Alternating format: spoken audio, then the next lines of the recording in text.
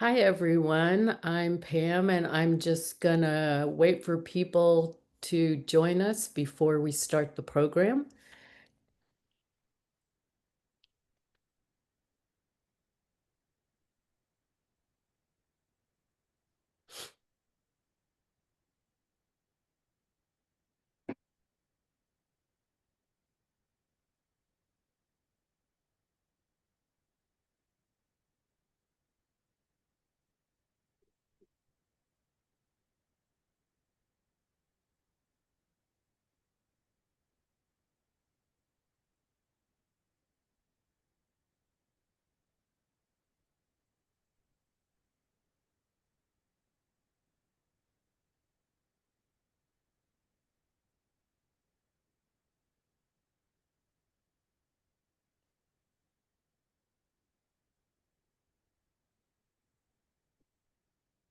I think we will go ahead and begin.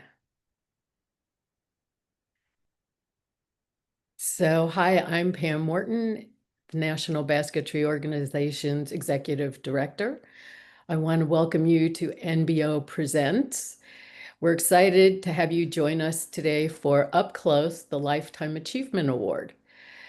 Carol and Bethany will be discussing their artwork and the Lifetime Achievement Award with NBO's host and board member, Nick DeFord. Please use the Q&A button at the bottom of your screen to put in any questions. We don't no, sorry.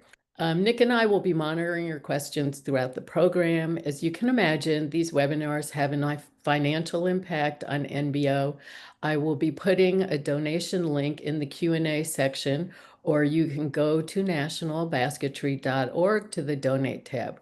We appreciate your donation of any amount. And with that, I'm going to turn this over to Nick and our wonderful panelists, Carol Eckert and Bethany Strohm. Thank you so much, Pam. I want to start just by introducing myself. I'm Nick DeFord. I'm one of the many privileged people that are happy to be a part of the National Basketry Organization board. I've been a board member since 2018, I think. Always having to do that math in my head. And really, really happy to have been, of course, a part of several conferences and the ability to work with and meet both Carol and Bethany. Before we get started and let me do some intros for them, I'm going to do a quick little history and an introduction to the Lifetime Achievement Award itself, which is really what has brought Carol and Bethany together for our panel today.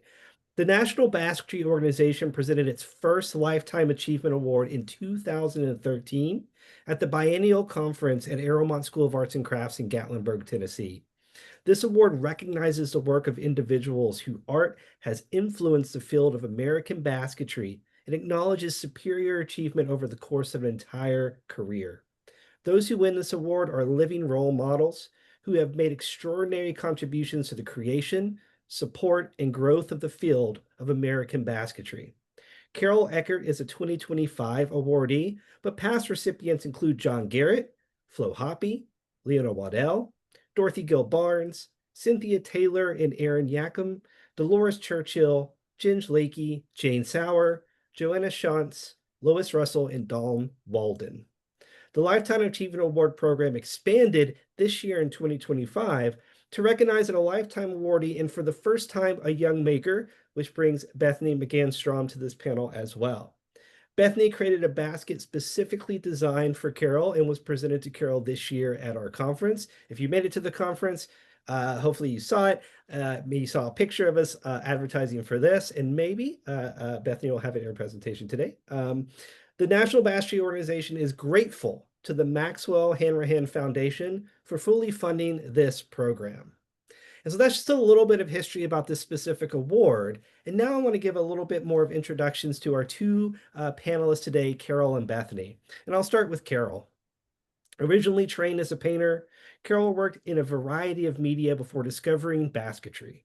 After initially focusing on vessel forms, she began to invent adaptations of the ancient technique of coiling, constructing intricate compositions focused on the complex interactions of humans with the natural world. Eckert's work has been exhibited extensively nationally and internationally. It is included in many public collections, including the Museum of Arts and Design in New York, the Museum of Fine Arts in Boston, the Racine Art Museum in Wisconsin, and the Renwick Gallery of the Smithsonian American Art Institute. In addition to its studio practice, Eckert maintains a daily blog focused on contemporary basketry and works as an independent curator and writer. And also with us, of course, is Bethany McCann Strohm. Bethany is a Boston-based educator and artist who works currently teaching writing and humanities seminar courses at Massachusetts College of Art and Design. Bethany holds a BFA in painting and a master's of education in art education, but began making baskets in 2019. Her sculptural baskets combine organic and geometric forms through the technique of mad weaving with paintings and monoprints. Bethany is also the coordinating editor of NBO's Basketry Plus magazine. So without further ado, what we're going to do is we're going to have Carol and Bethany both present a short presentation of their work so we can get to know their creative process a little bit better.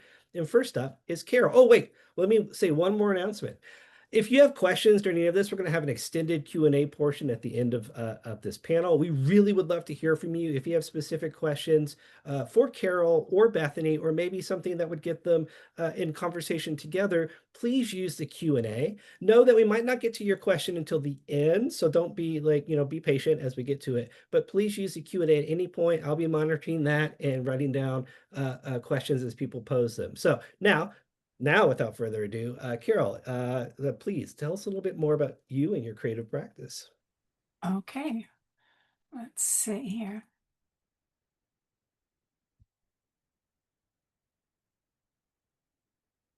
Well, I began by accident, actually. I'd been working in clay and came across a simple diagram of coiled basketry and began to experiment and realized immediately that it solved some of the problems I'd been having in clay, like fragile projections that broke off or glaze colors that were never what I anticipated. So in the beginning, everything I made was fairly small in scale, all vessel based. I've always been interested in animal symbolism and how it's been such a big part of human culture from ancient times to the present. As my work developed, the pieces got somewhat larger and a little more complicated, but they still were container-based, vessel-based most of the time. And then I began to experiment with other forms, like shrines, which often included secret drawers or hidden compartments, and book forms, which initially were two-panel compositions and developed into accordion books, which then morphed into processional pieces. And I usually work in series, so each time I move into a particular area, I usually do a series of works based on that. Another form that I've explored is staffs. The staffs are typically 6 to 7 feet tall and have coiled sections that are displayed on top of carved and painted poles. Everything is done with coiling and my own invented adaptations of coil technique.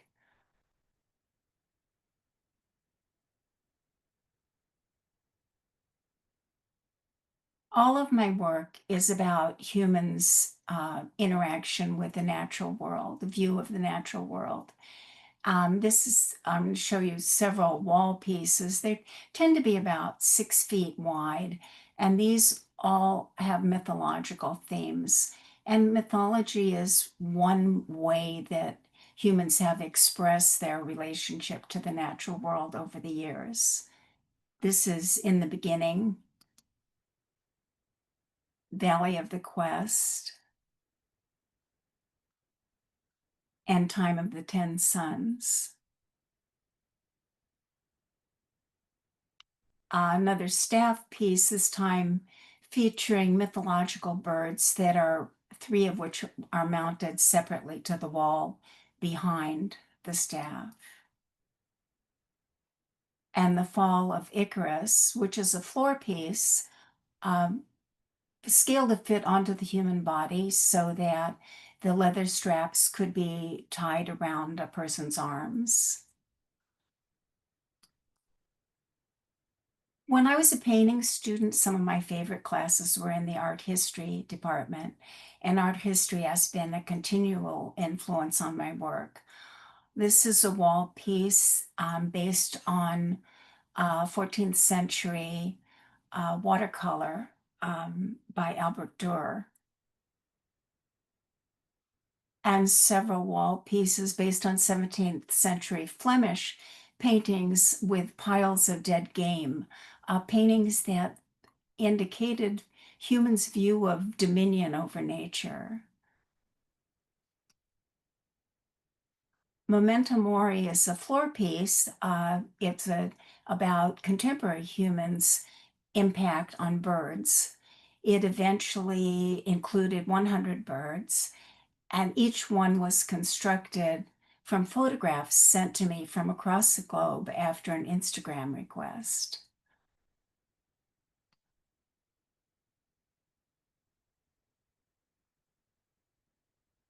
Birds of Prophecy is about 15 feet wide. It's a wall piece featuring 23 endangered birds. And Ghost Flock, which is another piece about humans' impact on birds and their loss of habitat. I typically work from drawings. The notations on the drawing here are color numbers of DMC embroidery floss. So most usually I'm working with embroidery floss and waxed linen threads, always wrapped over a wire core. And that has been my process and my material since I began. I've always consistently used the same approach. A frieze of carnivorous plants called insectivorous. And I've been working for a while now on a series of pieces based on 17th century or 18th century cabinets of curiosity, the kind of cabinets of curiosity that formed the beginnings of many natural history museums.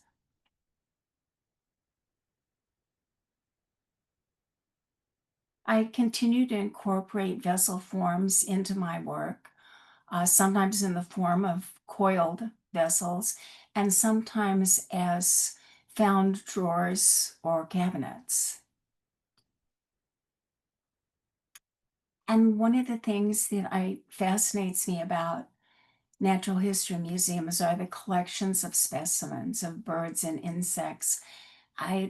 They're amazing things in their own right for just the beauty of the specimens, but also slightly horrifying because there are so many thousands and thousands of specimens in museums across the world. And insects, I've recently become especially intrigued by insects. I like them for their colorful patterns, the variety of patterns that show up in the natural world, but also they are omens of climate collapse. And sometimes those insects show up on vessel forms along with bird symbols. I've never stopped making vessel forms, and periodically over the course of my career, I always return to that. These are both large dish-shaped pieces, fairly flat. And a wall piece based on museum taxidermied specimens.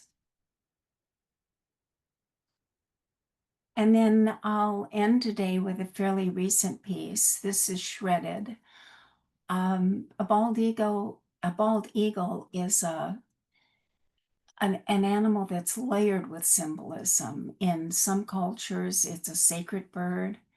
It was a creature that was it became extinct due to pesticides and guns, and it's the symbol of the United States.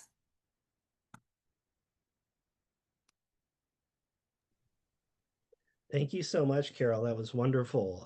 Wonderful to see all the images and your new work as well.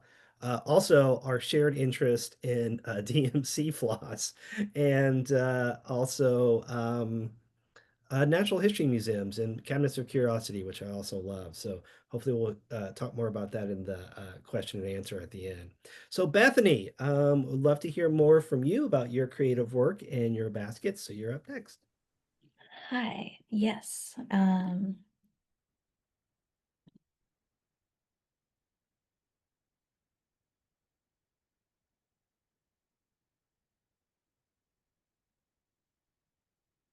All right. So, like Carol, I wanted to give sort of a timeline or an evolution of the ways that I have been thinking about making.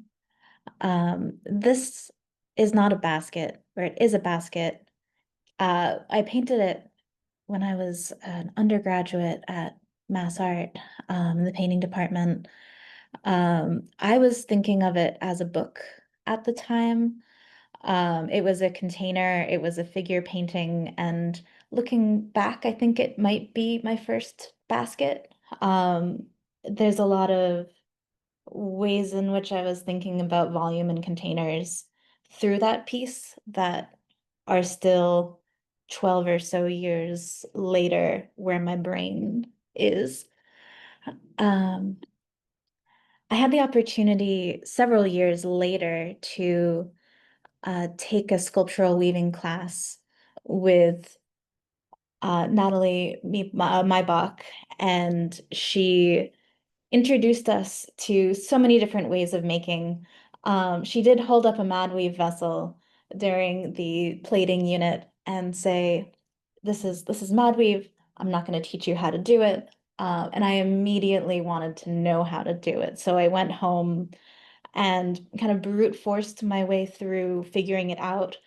Learning about the open hex weave was a light bulb moment of realizing how these different weaving patterns interacted, the open and the closed hexagonal weaves, and I just fell in love with the ways that I could create all of these tumescent shapes, and they could fold into each other and create these different layers.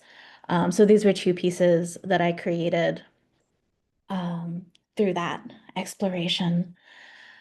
And then as soon as that was over, the pandemic started, and I was figuring out what to do with my hands. I played with a lot of different ways of making. I started making these uh, twined vessels, integrating felting, integrating found objects. I was trying to figure out what to do.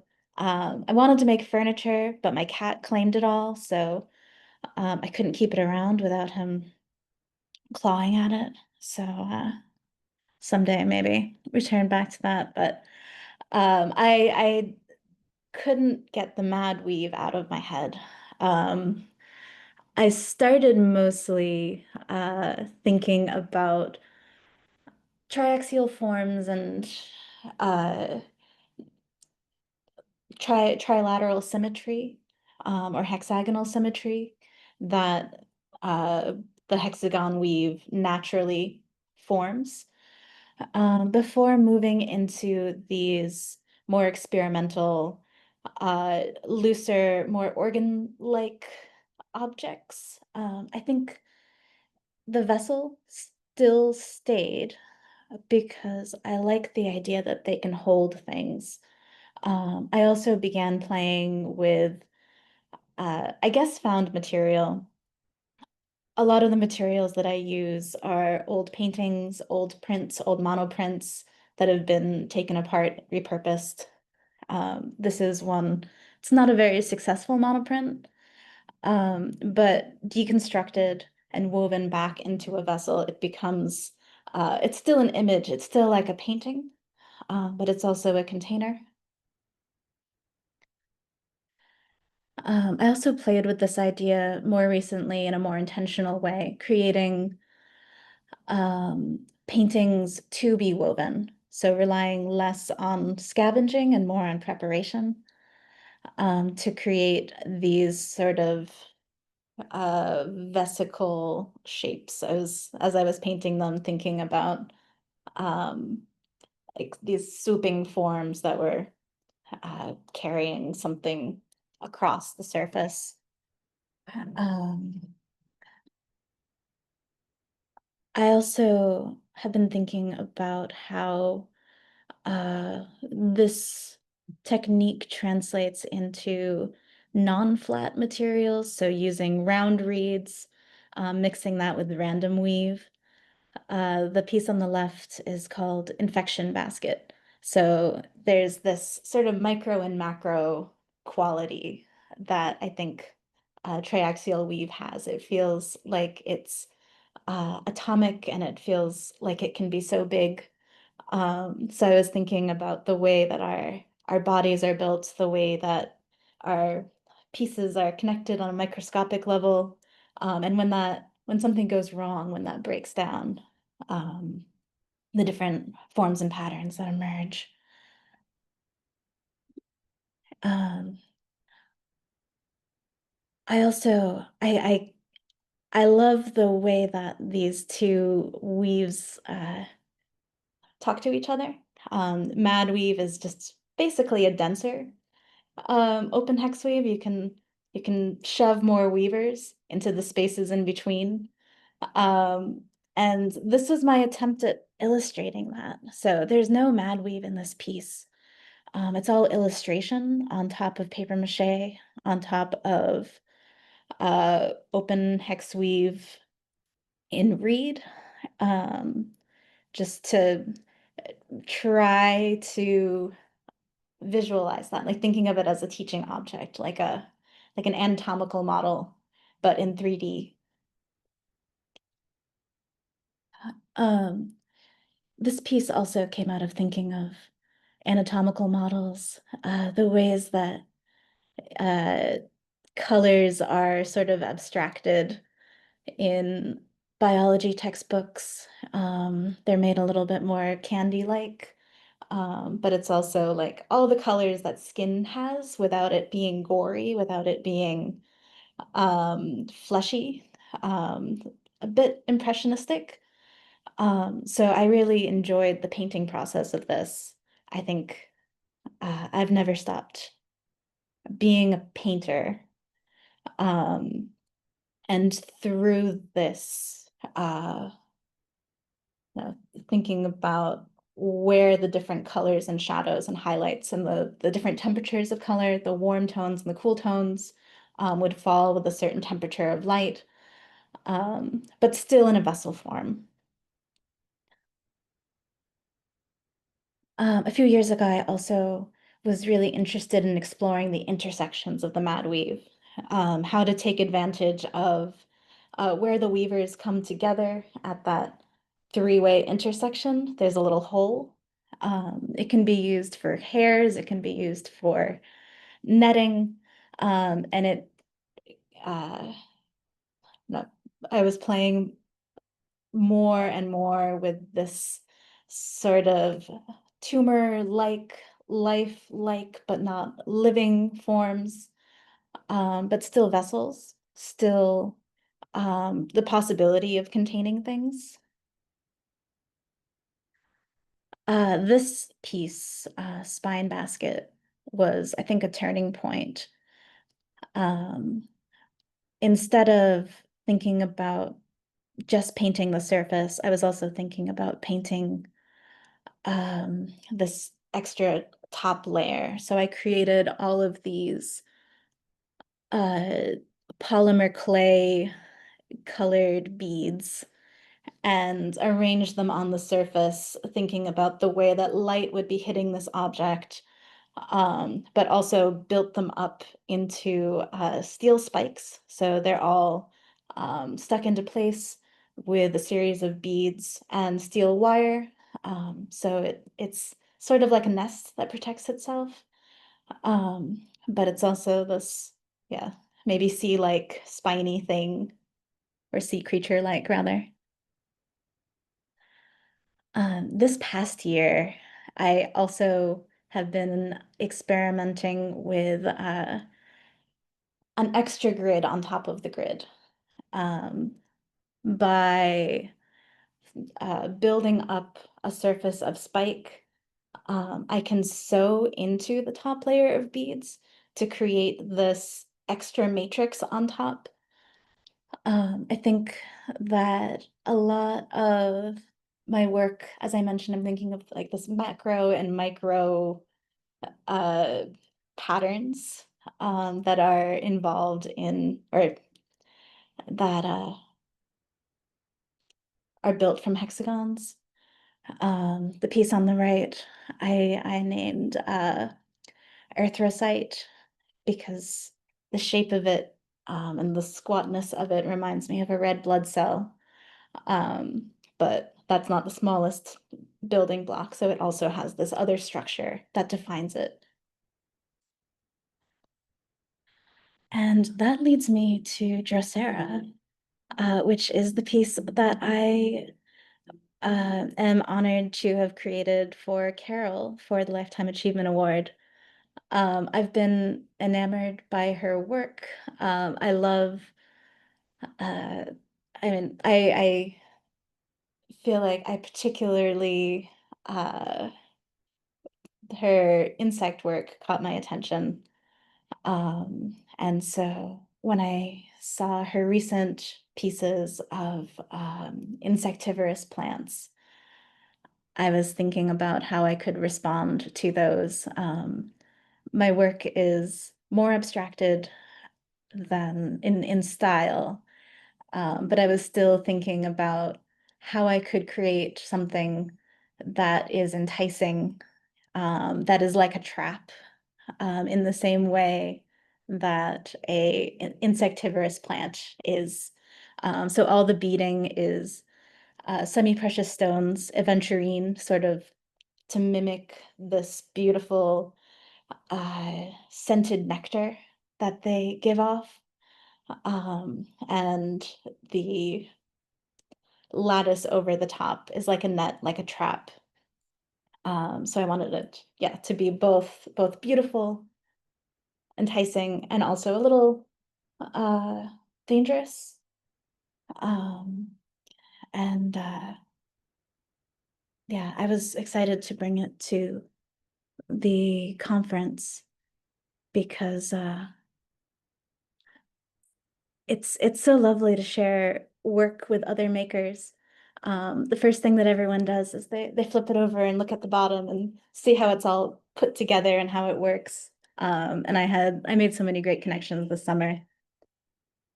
So my last couple of pieces, still in this matrix. This piece was thinking more about stone and crystal structures. I named it petrogenesis, referring to the way that stone is created in the earth. And the two materials used to create the spikes in this are lava rock and jasper.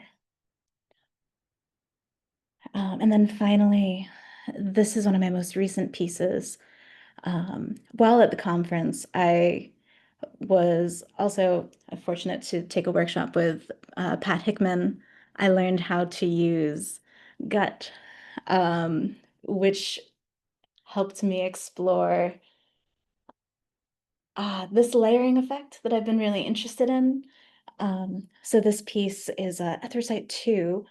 It's a similar technique, building up spines with steel, but the whole thing is coated in this protective layer of gut, which forms this waterproof membrane that protects the basket.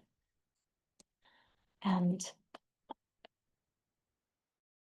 that is what I have for you all. Thank you so much, Bethany. It's so interesting to see both you and Carol present your work back to back, and just the similarities of interest, of overlapping the natural sciences, and both your original interest in painting and how you've made incredibly different work, but from sort of a shared genesis. So now we're going to have a couple of questions, get the conversation going. A reminder to all those in attendance today, if you have questions for any of us or to add to the conversation, they can be as specific as what material is that, or as broad and philosophical as you want them to be. Go ahead and throw them up into the Q&A, and we'll try to get to as many of those questions as possible. So I'll kick things off by just saying, again, it was so interesting to see how many different or how many similar interests you all have, even though maybe at first glance your work is very different. I'm also curious to know, as two artists who have come from creative practices that maybe originated outside of basketry and have come into the world of basketry, can you all think back maybe at a time in your creative practice or your journey that you had this like pivotal moment, this sort of aha moment? Maybe you were working with a very specific material. Maybe you took a very specific workshop with somebody. As Bethany mentioned, taking workshops from several different people in the field helped you find your voice. What was that one pivotal moment that sticks out in your mind that you think leads to where your work is today? And jump in, anybody can go first. Okay. I've just talked so much. Well, I love what you just pointed out, Nick. I was thinking the same thing about how our work is different, but not really. We're working from so many of the same things. I would say the pivotal moment for me was really early on. It was not long after I began experimenting with coil basketry. And like I said, I've always loved art history. And I had a book of Yoruba art with these amazing crowns with birds on top. And I looked at those birds and I thought, I wonder if I could coil a bird. And I could. But, it was a mistake. It was another accident because I had never seen one of those crowns in person at that point. And in the photograph I looked at, it looked coiled. And I thought, well, I could coil it too. And then only to realize later those patterns come from beads sewn in lines onto a fabric surface. So, but clearly everything I make sort of grew out of that beginning of, can I make a bird? And how about you, Bethany? I think I had a very similar genesis in a way, a desire to make something. I couldn't remember what the Mad Weave was called. I didn't know what to Google, so I just started drawing it and figuring out how it fit together. And I have my first Mad Weave basket. It has a lot of mistakes. The corners didn't quite work. But then after that, I learned how to uh, weave with an open hex weave, and I was learning it in Reed, and it wouldn't have worked at that time to start shoving extra weavers in. But I think something clicked in that moment where just the geometry made sense. I realized that the way to make a corner was the same way to make a corner in both weaves. There's just more of it. And then I became obsessed with all the different kinds of shapes that I could make. I think I just wanted to search for them. I think so much of what both of your answers kind of brought up is this acknowledgement of your curiosity. Like you see something, you want something, and then the humility it takes to make mistakes, right? Like that you have this curiosity, and sometimes I feel like a lot of people want to hold themselves back because they're curious about something, but they're like, well, I don't want to jump in because I don't know everything about it. I might make a mistake. I might do it wrong.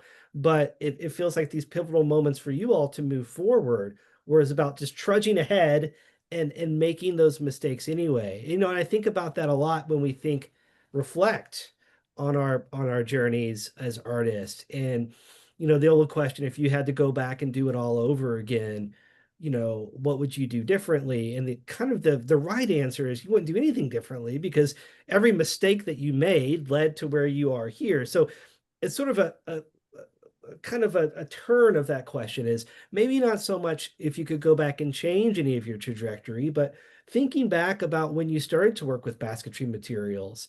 And especially since you all acknowledged that, you kind of did the trial and error, what advice would you give either to yourself or maybe somebody here in the attendance today, somebody in the audience who's just now thinking those same thoughts that you had, right? Those thoughts of, I wonder if I could do this, but I don't know if I can. What advice would you give to yourself or them in that situation? Well, I'd remind myself to trust my instincts, because when I've gone off base is when I've had an instinct to do something and then talked myself out of it. Well, the client might not be expecting this. This is different than I've done it before. And I always regret that kind of reasoning. It's the trusting the initial instinct, I think. I think for me, make bad work. Be okay with making bad work. It's really freeing. Sometimes you have an impulse to make something and you think it's gonna be revolutionary and turn out great, and it just simply doesn't work. Um, maybe it's ugly, maybe physically it doesn't work, maybe. I think that I learned so much from making unsuccessful work, something that doesn't come together, something that falls apart. Um, Or part of it too is like you kept going, you'd encounter problems and you'd keep going to solve it out. And I find that I I start a piece with this idea of this is going to be great. And I get about halfway through and I think, what were you thinking? Why did you ever start this? But if you just sort of power through, you can usually get to where you thought you wanted to be in the end. And that's actually a really good segue into my third question, which is the last question was so much about the past and thinking about the past.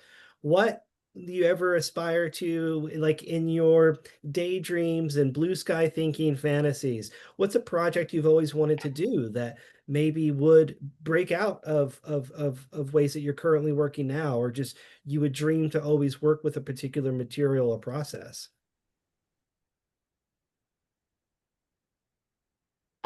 I mean, I think scale has been a challenge for me uh, all the time because I have a second bedroom in my little Boston apartment that um, is really the only space that I have for making. Um, in my last studio, I had a little bit more space. I was making some furniture, but the cat was too interested in it. He thought it was a scratching post.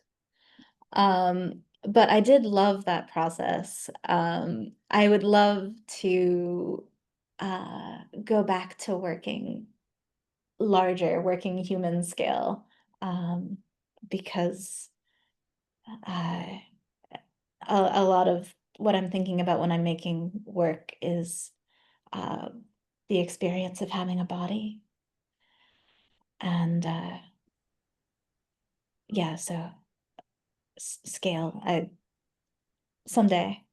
Well, the someday that's been on my mind is I'd like to pull all these sort of natural history museum themed pieces together and show them in an environment maybe where I designed a related wallpaper of insect patterns or used actual museum display cases so that they all worked together as an installation, as an environment.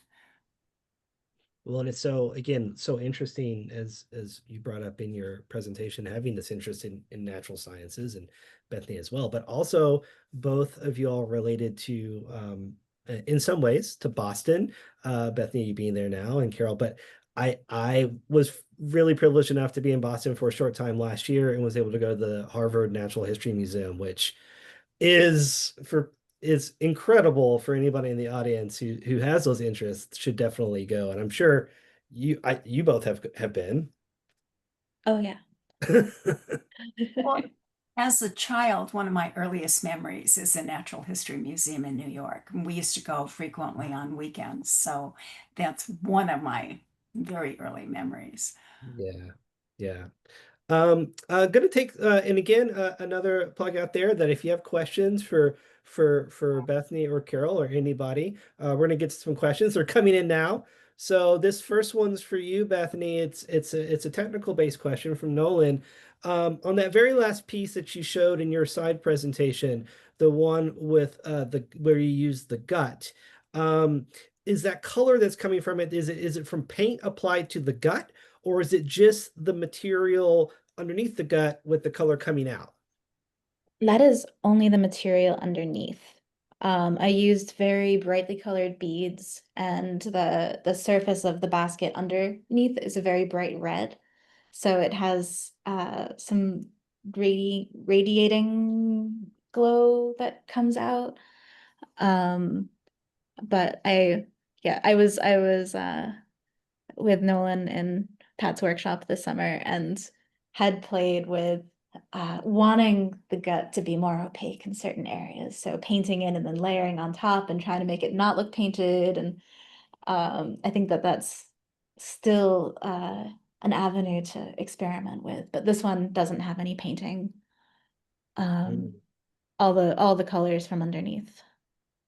Well, that seems so applicable too to your interest in sort of cellular biology and this idea that skins and membranes often are translucent and they show what's happening underneath more than what's happening on the surface too. Here's a question from Anne for both of you. What constitutes taking a risk? You know, we talked a lot about making mistakes, and often mistakes come with risks, but what risks have you taken in your creative work that have helped move your work forward?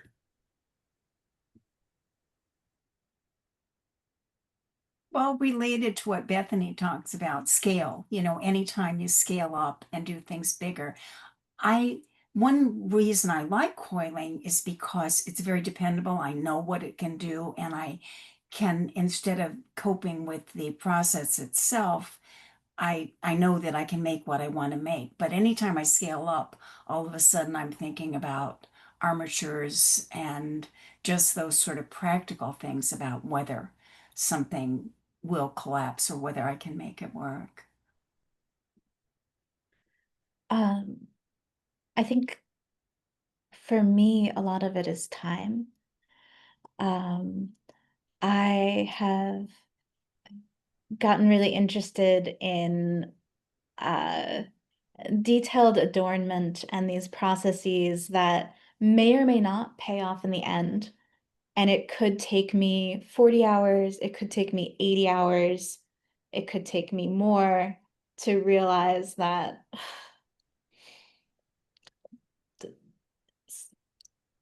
got to cut it all off. Yeah, no, Um, time is always, I feel like time is definitely the ultimate risk in a fiber process because you're doing yeah, these very slow, methodical methods of building and you can't see it until it's done, but you just have to forge ahead. yeah. No, I think that that's the only resource that I really treasure in the studio is the time. Yeah. Um, I don't think it's wasted, but it is a bummer. Yeah, it's never wasted. This is like what we were talking about earlier. You have to put in the time to make, as you said, Bethany, you have to make the bad art. You have to make the pieces that fail in order to learn how to succeed. And I mean, a really good illustration of that is and not to say that the piece itself is a failure, but the metaphor in the story of Icarus's flight and Icarus's fall. You know, that the failure of the device often leads to success in other ways.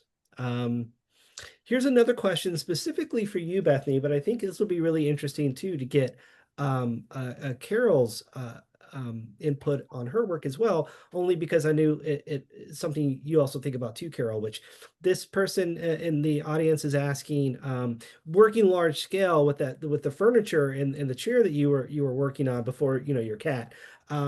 What do you use for framework to help support that, if you use framework at all? And same for you, Carol, because I know after Bethany answers, so much of your coiling is taking on this structural size, whether it's on the wall or freestanding or on the floor. What do we talk, maybe each of you a little bit about the hidden, well, if we're talking natural sciences and biology, the hidden skeleton underneath sometimes of the baskets and the pieces that you make. Yeah, so the chair image that I showed has I believe it was maple chair legs that I made. So cut basically a little frame, a little mitered box that I drilled holes for poplar dowels to come out of. So at the bottom, the poplar dowels are the spokes.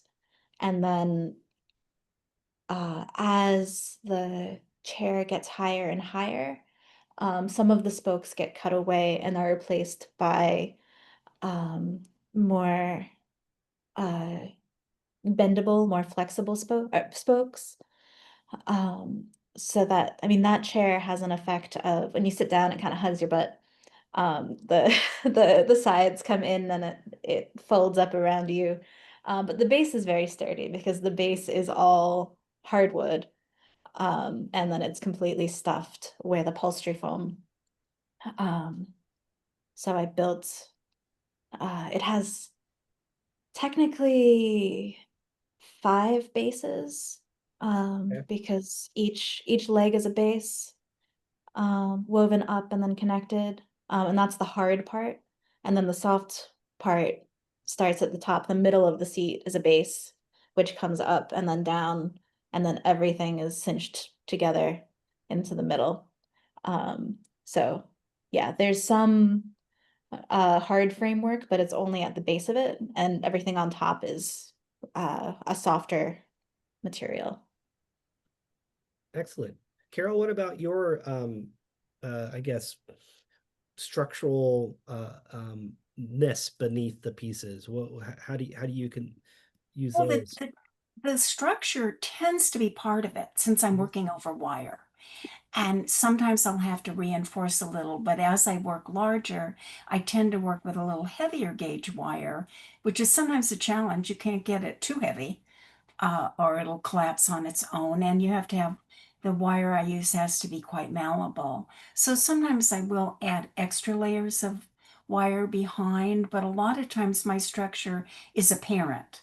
So, like the poles on the Mhm. staff pieces or the rectangular frames on some of the wall pieces, I just let the structure be part of the composition. Excellent. All right, it looks like people thought of some questions. Now I've got 4 questions in the queue. I think we have time to get to those, and then at that point we'll have to wrap it up. I'll start from sort of specific questions for each of you, and then we'll go to ones for maybe both. But a question for Carol, on the bald eagle piece, the threads that are hanging from it, is that part of the finished piece, or is that just sort of an in-process shot that we were showing? No, I left it. It's Okay. part of the finished piece.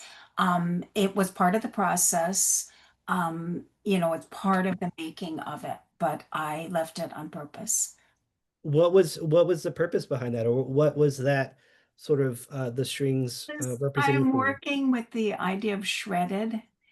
And also, several years ago, I made a wall piece and I had the strings hanging down from it in progress. And it goes back to that thing of trusting your instincts. When I looked at it on the wall, I thought, I like those strings. But then I thought, I talked myself out of it. I said, it's not what the venue's expecting. Blah, blah, blah, blah, blah. It's safer. I've always done it this other way before. And so I cut them all. And I've always been sorry that I did that. Nice. So since then, I have done a couple of pieces. The one piece with the birds on the wall, the ghost flock, I left the strings on that one. And then on this one, I left them. I mean, visually, I like them. And that also is part of that idea of the shredding of, Yeah. of everything. Here's a question from Sherry. Sherry mentions that a basketry artist, a lot of their own current work comes out of a concern for the warming planet. Can you all speak about expressing your own voice when it comes to play and subject matter choices? Because you both, again, we've talked so much about the natural sciences today, and I think it was so interesting to hear, Carol, a lot of your pieces talk about declining populations of species. And the detriment to that. And I think even Bethany, your work being kind of literally grown out of the pandemic and then making work that is so much about biology. It's no surprise at all that you all must be thinking a lot about the current states of the natural world in our current world, and how much of that do you want to come through in your work and have your audiences think about that? Yeah, I mean, I think that the visual media that we were being uh, covered with during the pandemic definitely uh, influenced the beginnings of my work and thinking about these bodily forms. Um, Ultimately, I want to make work that is a connection between physical state and mental state. So this desire to be healthier, anxiety around being healthy that I feel sometimes, and how that can translate visually. I don't know if that's, I'm still figuring out how to put that into the right words. But yeah. Well, it's something I think a lot about.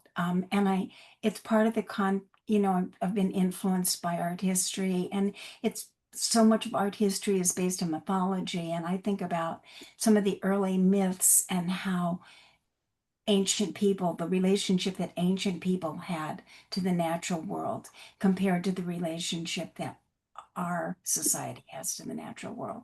So it's very much in there.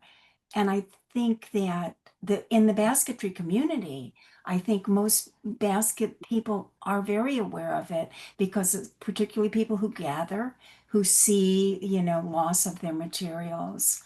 Even though I don't deal with that issue specifically, I'm really concerned about it. Yeah.